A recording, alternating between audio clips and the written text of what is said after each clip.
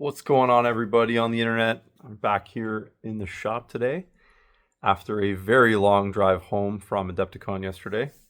Uh, for us Canadians, it's the move from Chicago to Milwaukee added about an hour and a half to 2 hours, depending on the traffic through Chicago and the other fun stuff that happened on the way home. But uh, obviously, our video making has been a bit disrupted over the weekend because we were away.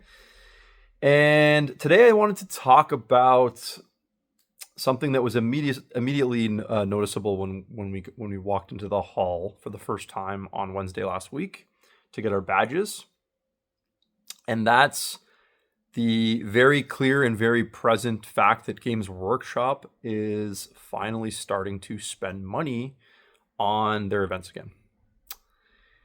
So what does that mean? What does that look like? So for us, for any of you that went, you'll probably and have been before in the previous years will know that at these previous big events like Nova and Adepticon and LVO, Games Workshop was acting for the last at least decade extremely conservative with how they were kind of treating events. Now, it doesn't mean they weren't showing up. It just generally means that they had a very small event staff that would go, and essentially they'd have like a really tiny kind of like table, maybe like 4 or 6 folding tables. Like for how big they are in the industry, their presence was not to scale, I guess is the best way to explain that.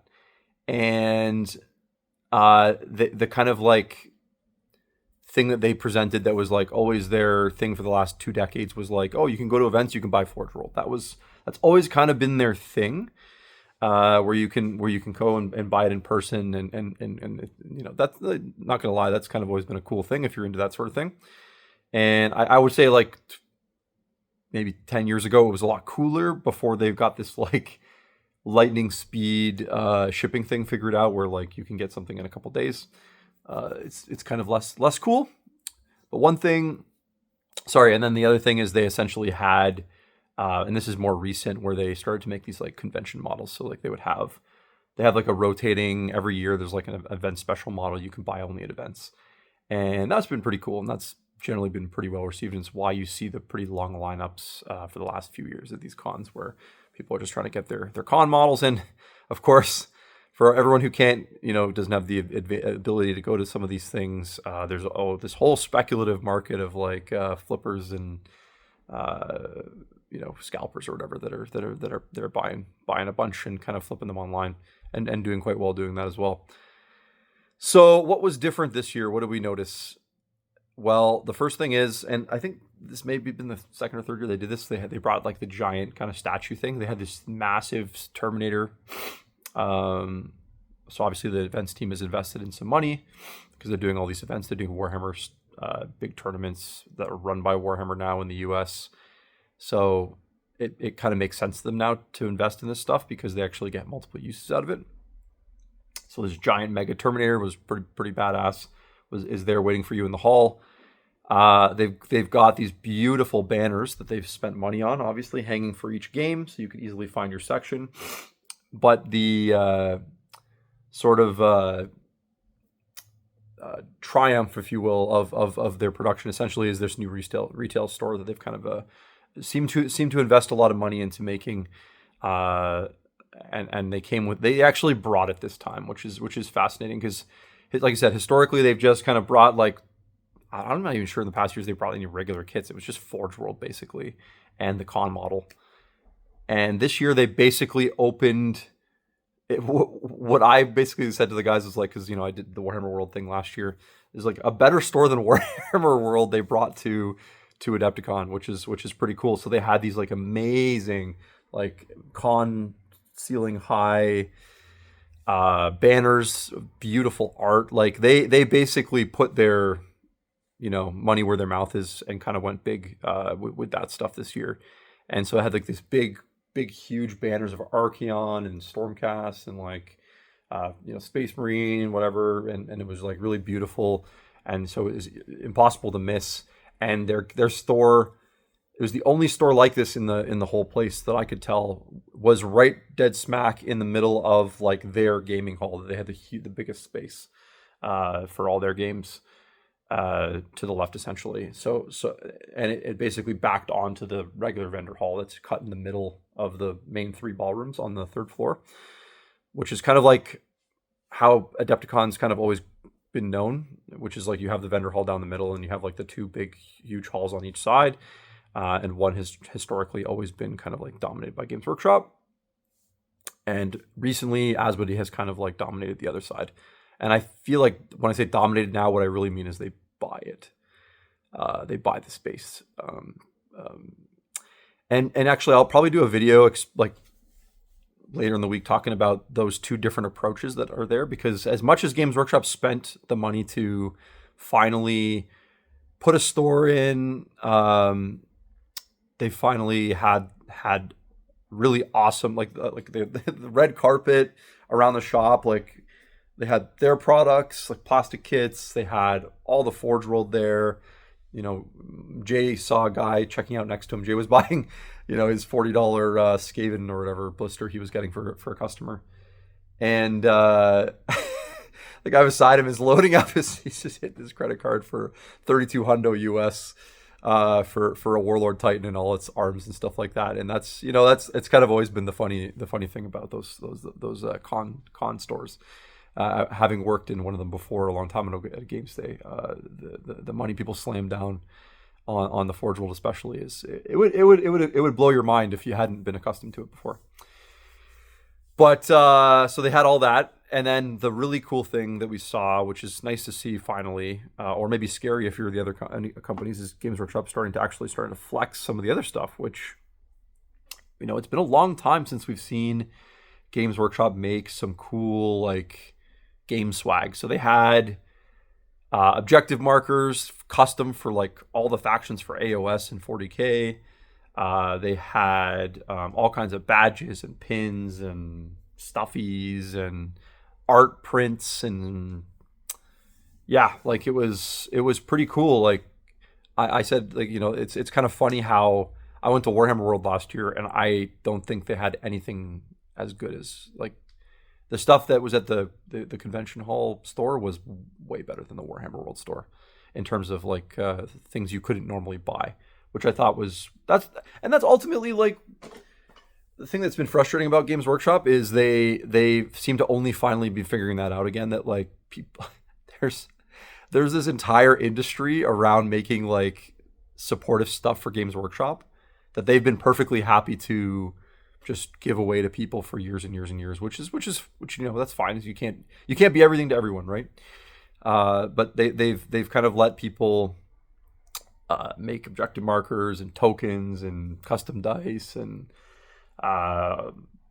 all this sorts of game aids and stuff like that they couldn't be bothered or didn't really want to get caught up in making, right? But it is kind of funny, just like they can kind of just low effort, just like kind of blow out, you know, put out all this stuff and people go nuts for it. A bunch of our buddies were buying, like, one bought like 5 different objective circles, and most of the guys that play, like, frequently Games Workshop games like the 40K and AOS all left with objective circles. So I, you know, maybe we're the weirdos, but it seems like that particular experiment seemed to go pretty well. It seems to be a thing that people want, and it's kind of a cool thing to buy for your army if you play a lot. So stuff like that, more stuff like that, please, Games Workshop. Like, thank you for trying again. It's nice to see, and it means that there's something special to actually go for, other than the convention models. Like, they had like a row of, like, all the convention models from this year, and then they had some, like, leftovers from last year as well. So if you missed out, you could still get, like, the Rook and stuff like that from the Cities of Sigmar and that sort of stuff. Yeah, like, t-shirts. Yeah, sorry, I completely blanked on the t-shirts. They actually had t-shirts and stuff like that as well. It's funny. I said I kind of dodged everything because, like, there weren't any, like, factions that I would have been like, oh, I kind of want to get a shirt for them, but I got pretty lucky, but other people didn't. They got caught or whatever. So it's just cool to see GW up their swag game a little bit. And I was chit-chatting with some of the staff that were working in the booth there, not I call it a booth, the shop there. And it seems like what's different than how it used to work, the way it used to work is because we had more than one staff in a lot of shops, is if we had an event to run like a games day or something like that in Canada or the US, they'd actually pull from all the surrounding stores for staff to actually run all the activities and the store and stuff like that. There, they don't have that necessarily anymore.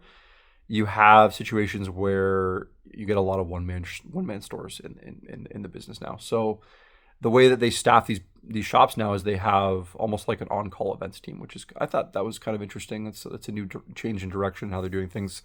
So it was kind of funny because like the guys, I should say guys, I think it was mostly guys actually, running the booth weren't like hardened workshoppers. So it was a bit different. They were a bit more like, they're a bit more chill and a bit more like, oh, what's going on? Yeah, I'm just hanging out here. I'm gonna get through the day and that sort of thing. And they're having fun. And they're a bit more like, what do you need? Like, can I help you find something? As opposed to the typical GW experience, which is a bit more like involved and kind of process driven. And which I'm not saying that there's like a good or bad there. It's just a kind of an interesting thing that they were, it's funny. Like when you're working these booths, like everyone's coming in with cash in their hand, and people are so hungry to spend money at these conventions. These like the vendor halls are bonkers, like all weekend, all 4 days, rammed full of people just looking to buy something. And I've been there myself, and even to this day, like I'm usually looking to spend money as opposed to just looking, right? Like we all kind of go, we're on a trip, we have our budgets, we want to spend some money and have fun. And so you don't really need this like intense sales team to be running the Games Workshop store. You just need people that can take money from people and be friendly. That's really all it takes at this point for GW to cash in at these things, because the product speaks for itself. People want it, and they probably did extremely well. They probably made hundreds of thousands of dollars in only a few days. So yeah, it makes a little shop like mine feel feels bad, but good for them. They're killing it. They're having a good time. We'll do a bit. Well, obviously, we're still getting through all the Adepticon content. We'll give more thoughts on the on the weekend and sort of like our takeaways and things like that.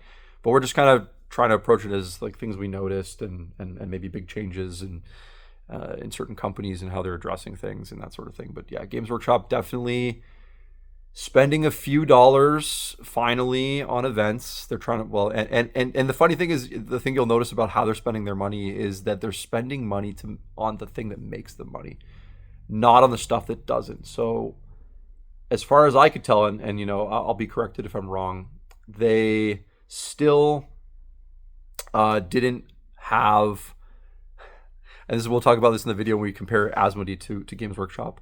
All of the Games Workshop events were still run by volunteers, which has been a typical thing in the past at Adepticon. And as far as I could tell, they hadn't flown any studio people over. They didn't have any other than maybe the general manager running the store.